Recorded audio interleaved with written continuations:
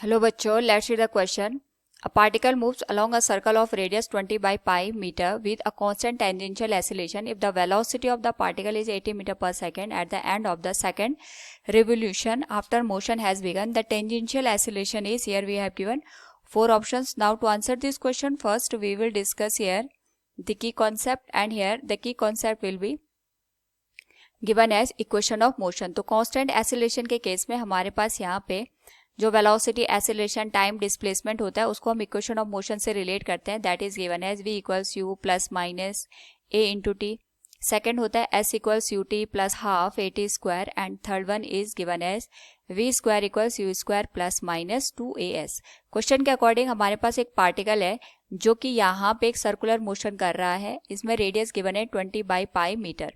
हमें यहाँ पे टेंजेंशियल एसिलेशन फाइंड आउट करना है. टेंजेंशियल एसिलेशन का मतलब ये होता है कि जब हमारे पास पार्टिकल सर्कुलर मोशन करता है उस केस में एक एसिलेशन तो सेंटर की ओर काम करता है जिसको हम सेंट्रीपिटल एसिलेशन कहते हैं, और एक यहाँ पे वेलोसिटी के अलोंग मोशन करता है that is perpendicular to the centripetal acceleration जिसको हम टेंजेंशियल एसिलेशन का नाम देते हैं.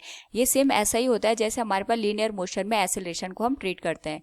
तो क्वेश्चन के अकॉर्डिंग हमारे पास यहाँ पे जो पार्टिकल की स्पीड है that is given as 80 metre per second, और हमें यहाँ पे end of the second revolution जब यहाँ पे स्टार्ट होता है उस केस में एसिलेशन की वैल्यू को फाइंड आउट करना है. यानी हम ये मान के चल रहे हैं स्टार्टिंग में इसकी जो वेलोसिटी थी वो 0 के बराबर थी.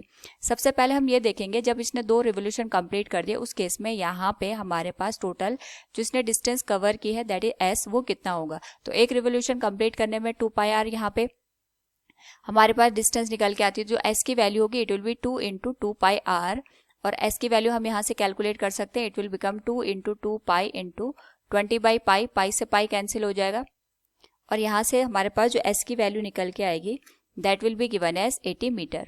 नाउ यहाँ पे अगर हम third equation of motion apply कर दें तो हमारे पास जो थर्ड इक्वेशन ऑफ मोशन बनेगी that will be given as v square equals u square plus minus 2as के बराबर. तो इस केस में यहाँ पे हमारे पास जो u की वैल्यू है तो 0 हो जाएगी. v की वैल्यू यहाँ पे हमारे पास 80 के बराबर दे रखी है. It will be given as 0 plus 2 into a की वैल्यू हमें कैलकुलेट करनी है, s की वैल्यू हम ऑलरेडी कैलकुलेट कर चुके हैं. So from here we can say it will become 6400 divided by 2 into 80. This will be given as a. 0 से 0 कैंसिल हो जाएगा and it will be given as 80. Acceleration की वैल्यू यहाँ से हम लिख सकते हैं 40 metre per second square. So from the given question we can say here the tangential acceleration will be given as 40 meter per second square. Option A will be the right answer. Hope all you understood it. Thank you and best of luck.